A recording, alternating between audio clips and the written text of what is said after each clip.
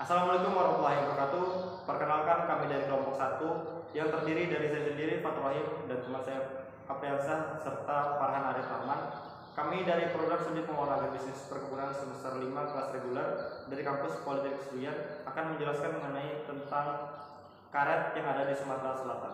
Karet di Sumatera Selatan tersebar di beberapa kabupaten, yaitu yang pertama adalah Kabupaten Musi Banyuasin, yang kedua adalah Kabupaten Musirawas Utara, yang ketiga adalah Kabupaten Ogan Komering Ilir, dan yang keempat adalah Kabupaten Musirawas, dan terakhir adalah Kabupaten Banyuasin. Sejarah karet di Indonesia.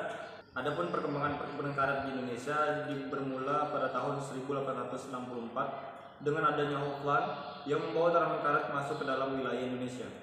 Tanaman karet ketika itu diperkenalkan oleh Hofland kepada masyarakat Indonesia di Kebun Raya Bogor sebagai salah satu jenis tanaman koleksi. Kemudian Hofland mulai mengembangkan tanaman karet tersebut di daerah Ciasem dan Pamanukan, Jawa Barat sebagai salah satu komoditi perkebunan. Adapun jenis tanaman karet pada awalnya yang ditanam di Indonesia ialah jenis karet rembung. Sekitar abad ke-18, penyebaran tanaman karet di Indonesia mulai dikembangkan. Usaha penanaman karet dalam sektor perkebunan mulai dilakukan pada tahun 1876 di daerah Pulau Jawa. Akan tetapi perkebunan karet dapat berkembang besar dimulai pada tahun 1902 di daerah Pulau Sumatera dan selanjutnya di daerah Pulau Jawa pada tahun 1906.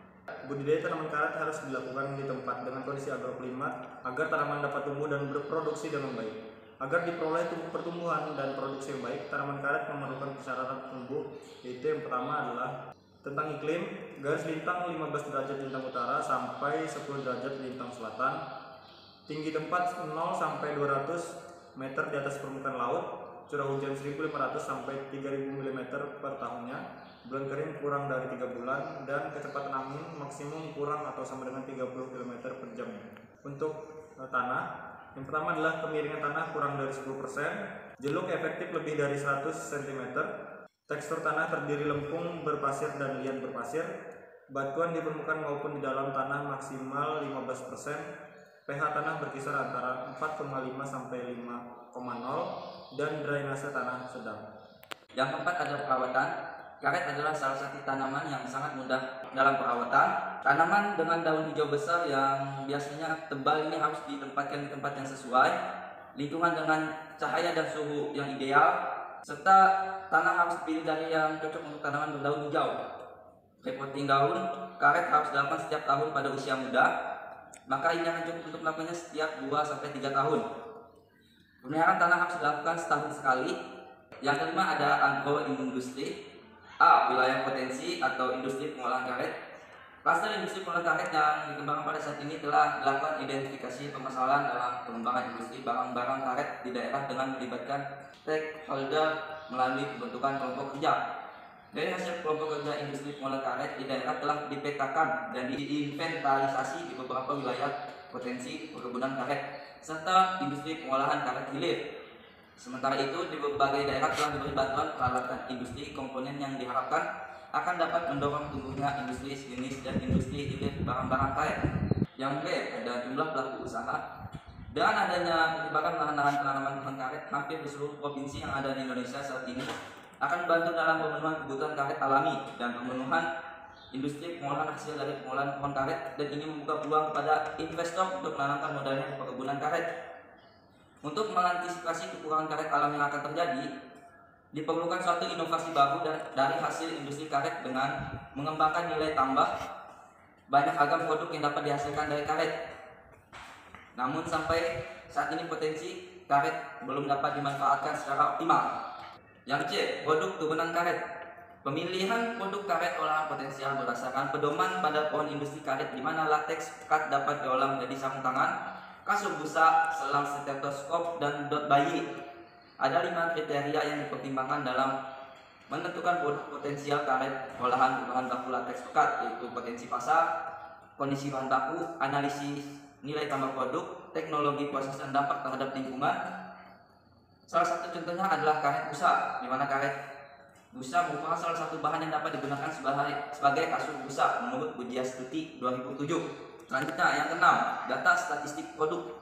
Badan Pusat Statistik mencatat produksi karet di Indonesia mencapai 3,14 juta ton pada 2022.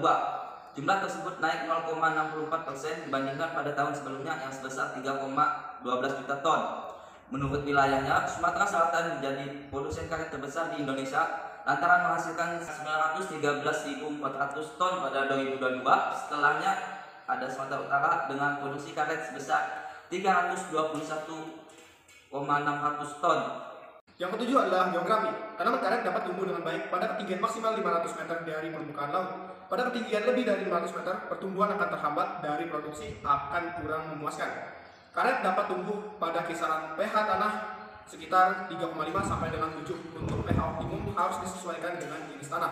Misalnya pada tanah red ballastic soil, pH harus 4,6, sangat baik bagi pertumbuhan karet. Sebagai contoh, pada tanah red ballastic soil, jenis PR107 dan jenis GT1 tumbuh baik pada pH 4,5 sampai dengan 5,5. Secara garis besar, tanaman karet dapat tumbuh baik pada kondisi iklim yaitu suhu rata-rata adalah 280 Celcius dengan kisaran 25 sampai dengan 320 Celcius. Dan curah hujan tahunan rata-rata antara 2.500 sampai dengan 4.000 mm dengan hujan mencapai 150 hari per tahun. Kemudian yang berikutnya adalah perkembangan harga tanaman karet. Trending Economics mencatat harga karet alam dunia pada periode 2014 sampai dengan 2023 terus bergejolak dan cenderung turun di bawah $2 Amerika Serikat per kilogram. Dalam satu dekade tersebut, harga komoditas hanya 2 kali menembus $2 Amerika Serikat per kilogram, yakni pada Januari 2017 dan Februari 2021. Di akhir perdagangan komoditas, Jumat 11 bulan 8 2023, karet alam diperdagangkan sekitar $1,29 Amerika Serikat per kilogramnya. Harga tersebut turun sebesar 1,52% secara bulanan dan 14,87% secara tahunan. Sepanjang Januari sampai dengan Agustus 2023, harga tertinggi karet alam hanya $1,46 Amerika Serikat. Sejak 2014 hingga 2023, tingkat pertumbuhan tahunan CAGR impor karet alam dunia hanya 0,48%, sedangkan CAGR karet sintetis adalah 4,34%. Di saat permintaan stagnan di angka tersebut, produksi karet alam di sejumlah negara terutama Thailand dan Vietnam justru meningkat. Yang berikutnya adalah potensi komoditas. Karet alam merupakan satu dari 4 komoditas utama di dunia yang dihasilkan dari pohon. Sebagian besar karet alam dipanen oleh petani kecil, dan industri ini diperkirakan menopang sekitar 40 juta jiwa dan menghasilkan lebih dari $300 miliar per tahun. Menurut Dr. Raghavan, Direktur Eksekutif Dewan Karet India di bawah Kementerian Perdagangan India, yaitu Rubber Board of India under the Ministry of Commerce and Industry, sebagai contoh pohon karet lebih hemat air dibandingkan dengan komoditas lain, seperti kelapa, akasia, bahkan dengan kayu putih. Ilmu perkebunan karet alam mempunyai dampak langsung ke sektor ekonomi, karena perusahaan-perusahaan seperti perusahaan Michelin perlu menjaga pasokan dan melakukan transisi 100% ke karet alam pada tahun 2050.